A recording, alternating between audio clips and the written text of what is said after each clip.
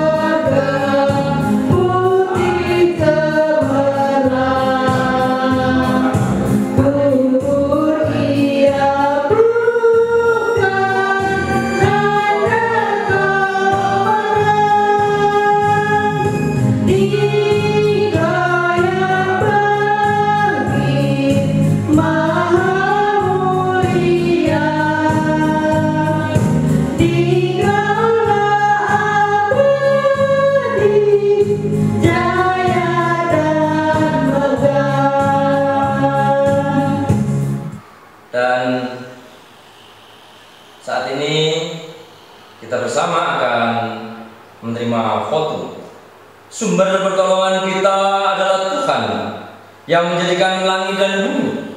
Tuhan adalah setia dan tidak pernah meninggalkan ciptaan tangannya. Amin.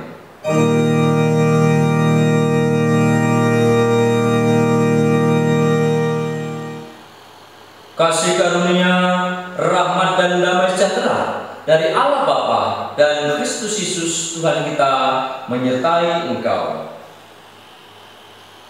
Saudara-saudara yang dikasihi Tuhan, ibadah kita akan dibimbing melalui sabda firman Tuhan yang terdapat di dalam 1 Korintus pasal 15 ayat 14 sampai ayat 18. Demikian firman Tuhan. Tetapi andai kata Kristus tidak dibangkitkan, maka sia-sialah pemberitaan kami dan sia-sialah kepercayaan kami. Lebih daripada itu, kami ternyata berdusta terhadap Allah.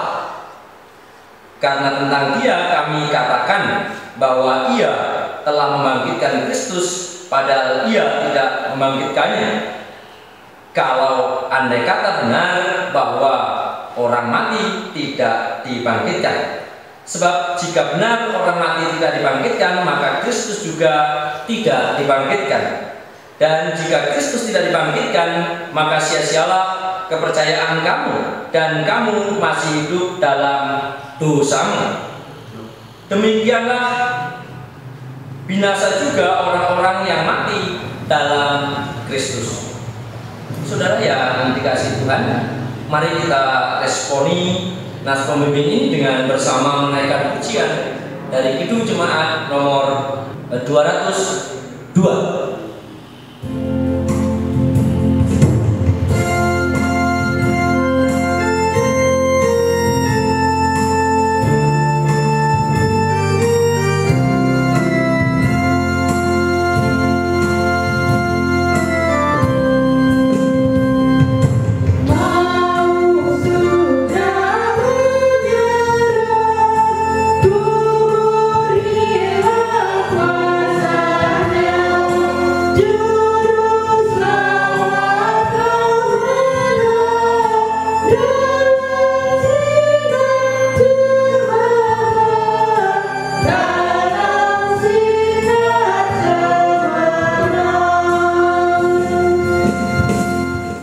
saudara yang dikasihi Tuhan, mari bersama kita kembali tunduk kepala. Kita masuk dalam doa pengakuan. Allah yang penuh kasih, Allah yang besar, Allah yang melampaui akal pikiran manusia.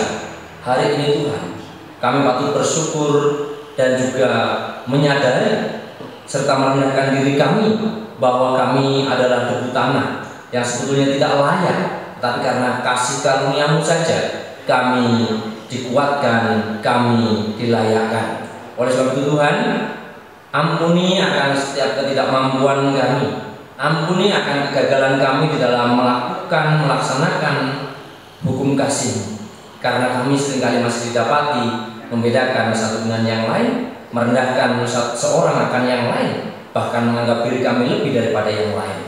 Namun Tuhan, hari ini biarlah kami dapat memaknai yang tinggi, yang agung, yang mulia hanyalah Yesus Kristus.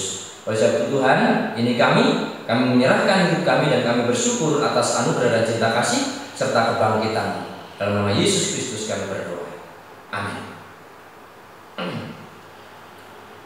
Saat ini kita juga akan mendengarkan berita anugerah yang terdapat di dalam surat Paulus kepada jemaat Korintus yang pertama, 1 Korintus pasal 15 ayat 20 sampai ayat 22. Demikian firman Tuhan. Tetapi yang benar ialah bahwa Kristus telah dibangkitkan dari antara orang mati sebagai yang sulung dari orang-orang yang telah meninggal. Sebab sama seperti maut datang karena satu orang manusia, demikian juga kebangkitan orang mati datang karena satu orang manusia. Karena sama seperti semua orang mati dalam persekutuan dengan Adam, demikian pula semua orang akan dihidupkan kembali dalam persekutuan dengan Kristus. Demikian berita anugerah yang kita dengar bersama. Mari kita responi dengan menaikkan pujian dari Kidung Jemaat nomor 188.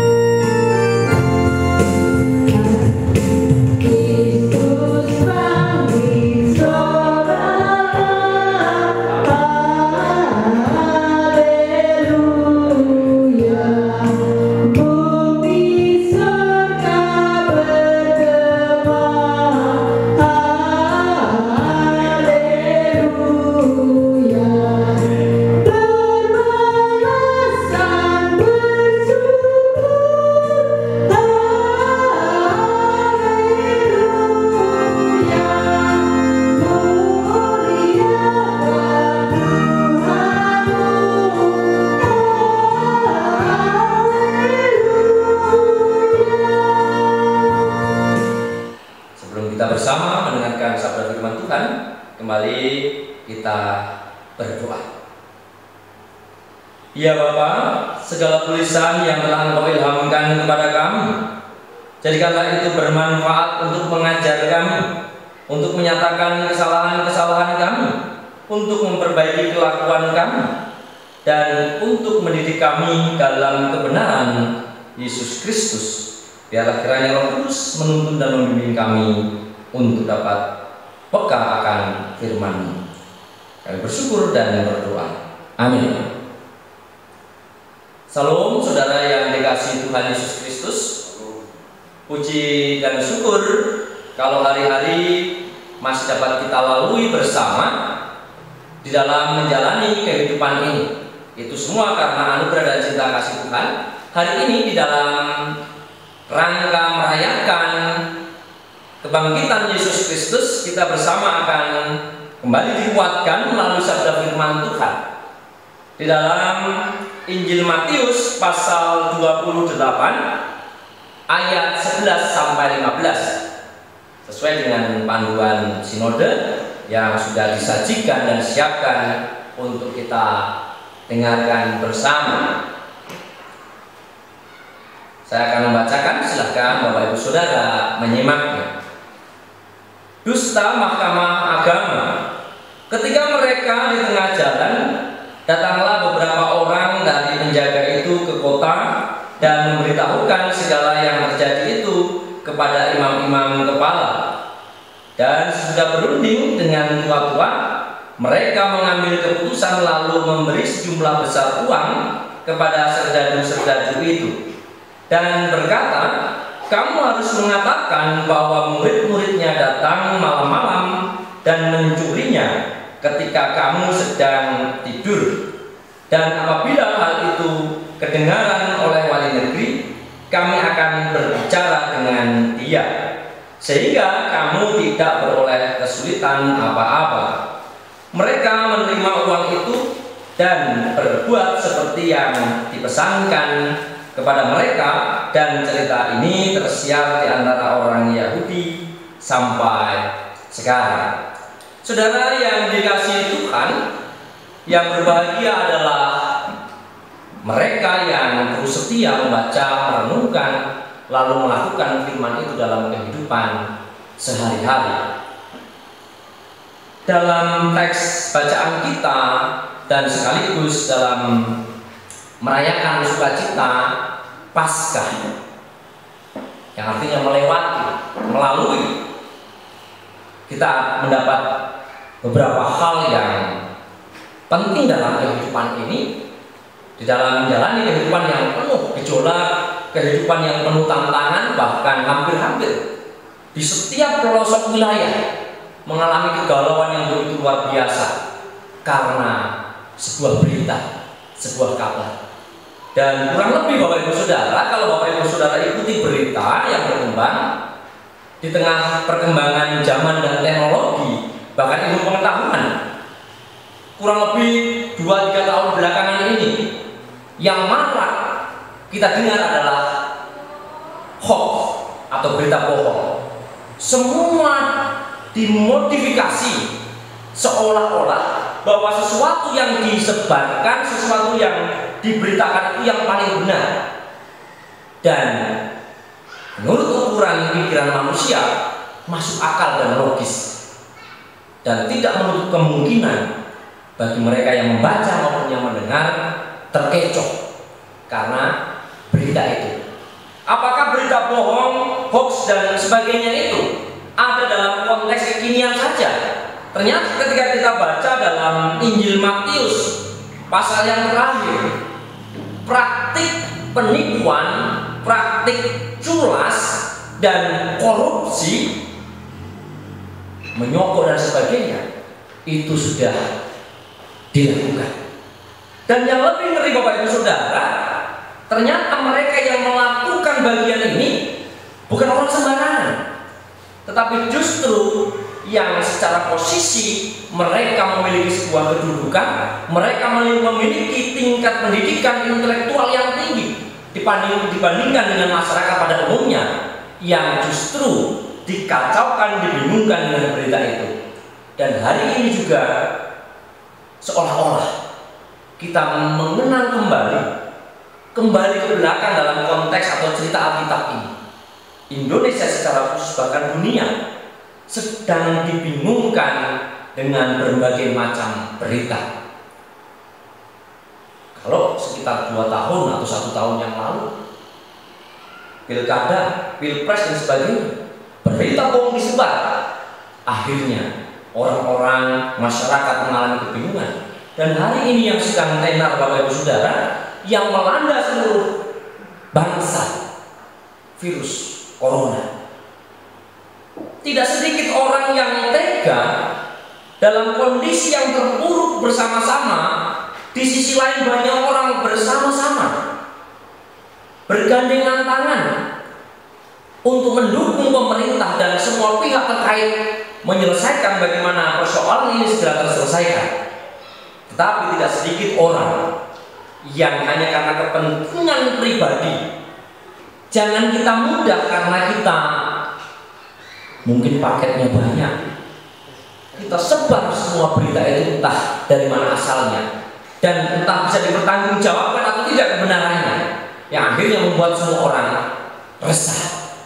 Maka dalam bagian ini, mari secara khusus kita yang melayani, hati-hati dengan tangan kita dalam meneruskan setiap berita.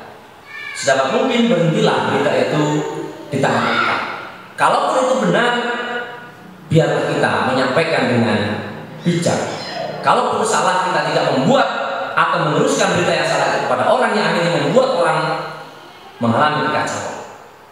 Apa yang dapat kita tarik atau kita ambil dari bacaan teks pada saat ini? Saudara yang dikasihi Tuhan, kalau kita lihat dari ayat sebelumnya, pasal 28 ayat 1 sampai ayat 10, bagaimana kisah kebangkitan Yesus disaksikan bukan hanya satu orang, tetapi bagaimana perempuan-perempuan pengikut Yesus itu, bahkan para serdadu, orang-orang yang menjatuhkan Yesus, ikut menyaksikannya. Harusnya secara nalar, bahkan pemahaman mereka itu cukup untuk membuat cara berpikir, bertindak mereka berubah. Tetapi ternyata Bapak Ibu Saudara, tidak demikian. Bahkan hal itu pun terjadi dalam konteks saat ini. Tidak sedikit orang yang mengetahui kebenaran, tidak sedikit orang yang paham tentang firman Tuhan, tetapi justru mereka lah orang-orang yang paling bergumul dengan pemahaman dan konsep berpikirnya, apalagi dilandasi latar belakang teologinya yang dijadikan sebuah kebenaran. Dan ditambah lagi, kebenaran itu dipengaruhi oleh perasaannya. Hari ini kita mau belajar persepakatan jahat di tengah Paskah, yang harusnya Paskah itu menjadi berita yang menggembirakan, berita yang membawa semangat baru, berita yang memberi motivasi dan kekuatan kepada semua orang. Tapi justru dalam bagian ini, orang-orang yang memiliki kapasitas penting dalam pemerintahan pada waktu itu, tokoh agama, memutarbalikkan. Dan inilah yang penting untuk kita cermati bersama, tetapi tidak untuk mengikut Kristus. Apa yang menarik dalam bagian ini? Sering kita mendengar filosofi harta, tahta, dan wanita atau pasangan lah. Kalau hanya wanita kesannya hanya laki-laki yang cenderung ambisius. Pada konteks saat ini tidak sedikit perempuan yang juga ambisius. Nah, hal ini juga terjadi ketika berita itu, konsep berpikir atau kita memiliki sebuah pemahaman digagalkan dengan kuasa Tuhan. Ternyata para ahli Taurat, mereka menggunakan cara dan strateginya. Tidak ada cara lain selain memberikan uang. Mulai hal-hal yang dipikir logis, yang dibutuhkan oleh manusia, walaupun bukan yang utama, dilakukan. Artinya semua cara dilakukan untuk membenarkan dan menolong dirinya atau konsepnya. Praktik ini juga masih dilakukan sampai hari ini. Halal, haram, hantar, itu yang sering terjadi. Bagaimana dengan orang percaya di dalam memaknai panggilan Tuhan?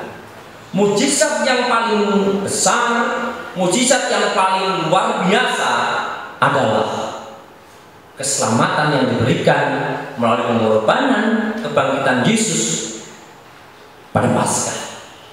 Itu mujizat yang sejati, bukan soal kesembuhan. Memang itu juga merupakan ucapan syukur kita jika kita disembuhkan dari sakit penyakit, kuasa Allah dinyatakan. Tetapi toh mereka yang dibangkitkan dari kematian, mereka yang sakit disembuhkan, mati juga. Tapi mujizat yang sesungguhnya yang besar adalah keselamatan yang diberikan kepada mereka yang percaya. Hari ini Bapak Ibu Saudara, apapun berita yang disiarkan tentang Kristus, Apapun ceritanya tentang Kristus, direndahkan seperti apapun, Dia adalah Tuhan yang bangkit menyelamatkan mereka yang percaya. Dan setiap mereka yang setia sampai akhir akan mendapat bagian. Kalaupun kita diiming-imingi dalam perkembangan yang ada, kalau memang Dia Tuhan, mengapa Dia harus mati? Kalau memang Dia Tuhan, mengapa Dia tidak membela diri? Ternyata di dalam kekristenan, kerendahan hati ini menjadi dasar. Dan pengorbanan Yesus dalam bagian ini mengajari kita bahwa kalau di pihak lain menggunakan berbagai cara untuk memenuhi dan memuaskan keinginannya, tetapi justru dalam iman Kristen, Yesus mengorbankan diri untuk menyenangkan pihak lain. Artinya kabar keselamatan diberikan. Untuk kita saat ini bagi pengikut Kristus, teladan yang wajib kita ikuti hanyalah Yesus yang rela mengorbankan diri untuk kepentingan orang lain. Kalau tadi di awal saya sampaikan berkaitan dengan kebangkitan Yesus disaksikan bukan hanya satu orang, merujuk kepada ajaran Taurat, karena yang dihadapi pada waktu itu adalah ahli-ahli Taurat, kaum Sanhedrin yang paham betul tentang ajaran Yahudi. Di sana dikatakan sebuah kejadian peristiwa sah jika ada minimal 2 orang saksi. Nah, ini yang Allah buat sungguh di luar pemikiran manusia. Justru kebangkitan Yesus disaksikan oleh lebih dari 2 orang. Bagaimana kalau Bapak Ibu membaca atau bahkan dalam masa penghayatan pasca Pentakosta cerita tentang Nabot, bagaimana Isabel mengutus dan menyuruh cari 2 orang saksi dusta. Artinya apa? Kekuatan berita itu kuat dan valid kalau lebih dari 2 orang. Allah sangat paham hal ini. Maka Yesus bangkit disaksikan lebih dari 2 orang.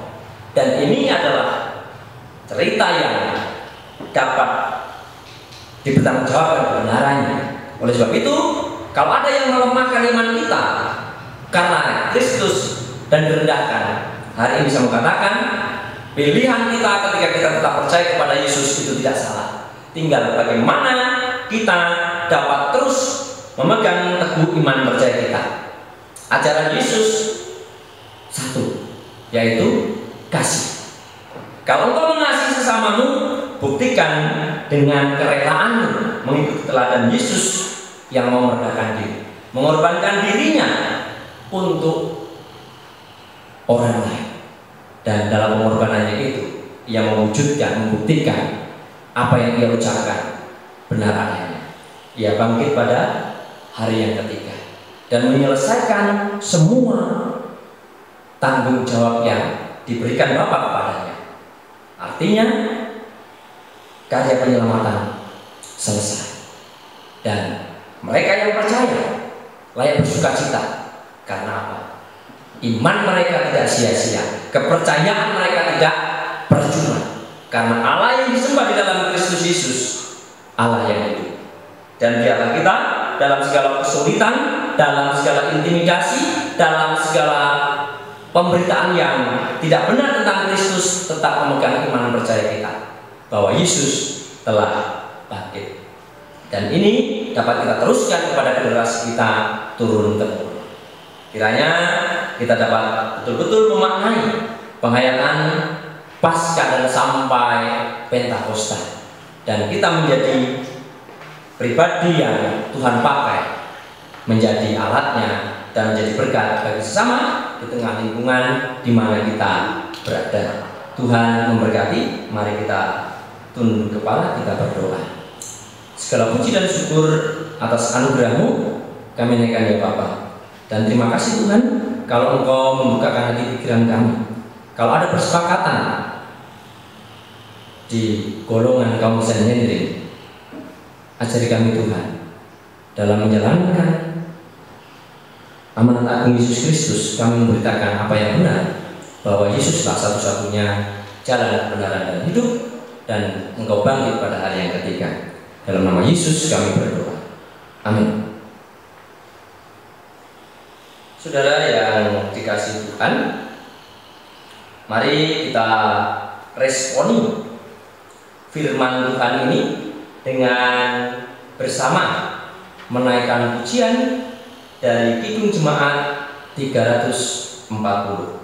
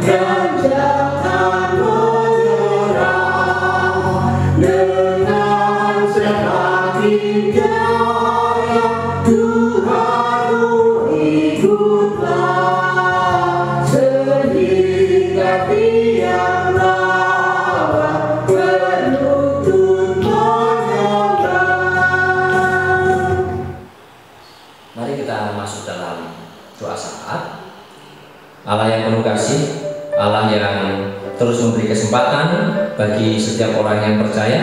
Kami bersyukur atas anugerah-Mu, atas pertolongan bahkan karya-Mu, bahwa Engkau sudah bangkit dari kematian. Bahkan ini membuktikan bahwa kepercayaan kami tidak sia-sia dan iman kami tetap kokoh dalam Tuhan. Kami mohon ampun jika dalam perjalanan kehidupan iman percaya kami seringkali kami berhadapan dengan situasi lemah, situasi sulit. Hari ini Tuhan, biarlah kami semakin percaya sesuai Taurat Tuhan bahwa kebangkitan-Mu lebih dari 2 orang yang menyaksikan, dan itu yang menjadi kekuatan bagi kami untuk terus dapat mengimaninya dan kami terus mewariskannya kepada generasi kami. Hari ini Tuhan, kami juga menyerahkan bangsa negara kami dalam tangan kuasa-Mu. Tuhan memberkati pemimpin kami, Tuhan memberkati setiap aparatur pemerintah kami, semua yang berbagian untuk kemajuan, keamanan, kesejahteraan, bahkan kecerdasan bangsa ini, kemakmuran bangsa ini, bahkan hukum-hukum yang berlaku di bangsa ini. Tuhan, bagi mereka hikmat kebijaksanaan Tuhan limpahkan. Secara khusus bencana yang sedang dihadapi oleh bangsa kami, Tuhan kiranya mampukan untuk pemerintah kami, tim medis dan semua yang ambil bagian untuk menyelesaikan masalah yang sedang dihadapi bersama ini, agar mereka tetap kuat. Tuhan berikan kesehatan. Mereka yang terserang virus corona, Tuhan juga sembuhkan, Tuhan pulihkan, agar mereka segera dapat sehat. Dan orang-orang yang sengaja ini mengacaukan bangsa ini, kiranya Tuhan lembutkan hati dan pikiran mereka, agar mereka berbalik dan bertobat kepada Tuhan. Bapak yang penuh kasih, pada saat ini kami menyerahkan untuk gereja-gereja yang ada di Indonesia, agar juga dapat mendukung setiap kebijakan pemerintah, agar mereka betul-betul melaksanakan misi Allah di tengah-tengah bangsa ini, agar mereka senantiasa tunduk akan kehendak Tuhan. Bapak yang penuh kasih, secara khusus GKSBS dalam panggilannya di 4 provinsi di wilayah Sumatera ini, agar kami betul-betul juga menjadi rumah bersama, dan kami juga menjadi gereja yang berdiakonia melalui karya dan karsa kami. Tuhan memberkati secara khusus juga GKSBS Rimbu Bucah dalam setiap programnya, pelayan-pelayan dan warga jemaatnya dalam ambil bagian untuk mewujudkan misi Allah itu, sehingga kami betul-betul menjadi berkat bagi sesama kami di lingkungan di mana Tuhan tempatkan kami. Bapak, kami menyerahkan semua program gereja ke dalam tangan kuasa-Mu. Kiranya program-program itu dapat terwujud dan terrealisasi. Bahkan operasional gereja kami percayakan dalam tangan Tuhan. Kami menyerahkan juga warga jemaat yang ambil bagian dalam pelayanan. Tuhan berkati, hikmat kebijaksanaan Tuhan limpahkan. Kami menyerahkan usaha pekerjaan warga jemaat, apapun yang dikerjakan Tuhan membuat berhasil. Warga jemaat yang bergumul karena perbedaan pendapat, biarlah kiranya Tuhan berikan kerendahan hati agar saling mengasihi dan mengampuni. Yang sakit Tuhan jamah memulihkan, Tuhan sembuhkan. Yang berduka Tuhan hibur, yang lemah Tuhan kuatkan, yang terluka Tuhan balut. Kami menyerahkan saudara-saudara kami yang sudah waktunya berumah tangga, kiranya Tuhan sediakan pasangan hidup yang sepadan, yang takut akan Tuhan. Yang membutuhkan pekerjaan, Tuhan kiranya sediakan peluang dan pekerjaan baru bagi mereka. yang berulang tahun, baik kelahiran maupun ulang tahun pernikahan, Tuhan tambah-tambahkan hikmat kebijaksanaan. Kami menyerahkan untuk anak-anak yang studi dari TK sampai perguruan tinggi, biarlah Tuhan memberkati. Kami menyerahkan anak-anak yang sedang bertumbuh secara fisik dan iman, biarlah mereka bertumbuh di dalam takut akan Tuhan. Ini seruan dan permohonan kami alaskan dalam nama Yesus Kristus yang sudah mengajar doa Bapa kami yang akan kami ucapkan bersama-sama. Bapa kami yang di sorga, dikuduskanlah namamu, datanglah kerajaanmu, jadilah kehendakmu di bumi seperti di sorga. Berikanlah kami pada hari ini makanan kami yang secukupnya, dan ampunilah kami akan kesalahan kami, seperti kami juga mengampuni orang yang bersalah kepada kami. Dan janganlah membawa kami ke dalam pencobaan, tetapi lepaskanlah kami daripada yang jahat. Karena Oleh punya kerajaan dan kuasa dan kemuliaan sampai selama-lamanya. Amin. Saudara yang dikasihi Tuhan, kita sudah mendengar firman Tuhan dan kita diberkati melaluinya. Saat ini kita akan mengumpulkan persembahan. Dasar kita mengumpulkan persembahan terdapat dalam kitab Roma pasal 12 ayat 1 sampai ayat 2, demikian firman Tuhan. Karena itu saudara-saudara, demi kemurahan Allah, aku menasihatkan kamu supaya kamu mempersembahkan tubuhmu sebagai persembahan yang hidup, yang kudus dan yang berkenan kepada Allah. Itu adalah ibadahmu yang sejati. Janganlah kamu menjadi serupa dengan dunia ini, tetapi berubahlah oleh pembaharuan budimu, sehingga kamu dapat membedakan manakah kehendak Allah, apa yang baik, yang berkenan kepada Allah dan yang sempurna. Sambil persembahan dijalankan, kita iringi dengan pujian dari Kidung Jemaat 450.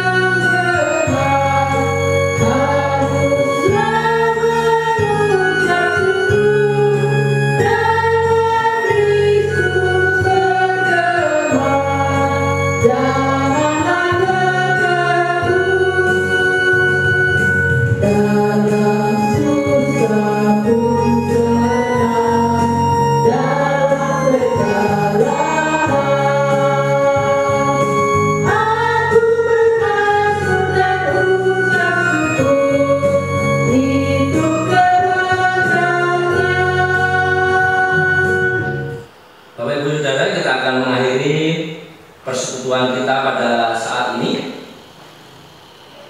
Bapak Ibu, saya undang untuk bangkit berdiri. Mari bersama dengan gereja di segala abad, tempat dan waktu kita ikrarkan pengakuan iman percaya kita dan masing-masing kita berkata demikian.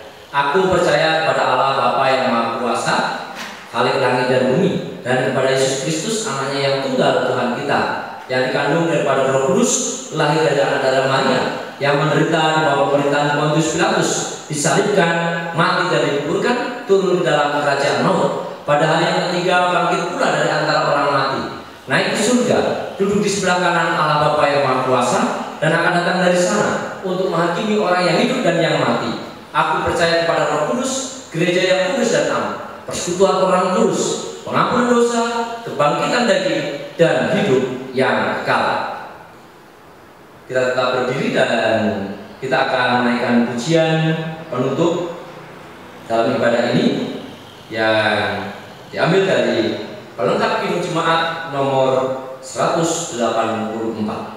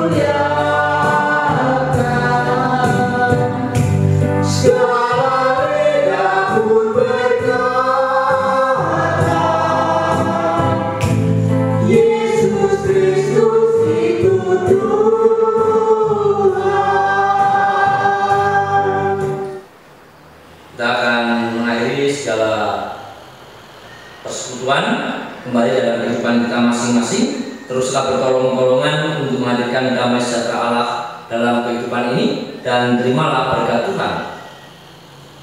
Tuhan memberkati engkau dan melindungi engkau. Tuhan menyinari engkau dengan wajahnya dan memberi engkau kasih karunia. Tuhan menghadapkan wajahnya kepadamu dan memberi engkau damai sejahtera, dalam nama Allah Bapa, Putra dan Roh Kudus. Amin.